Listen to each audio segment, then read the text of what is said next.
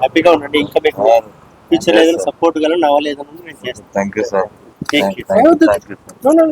ఏంటి షూటింగ్స్ ఉన్నాయి ఈ మధ్య ఏమన్నా?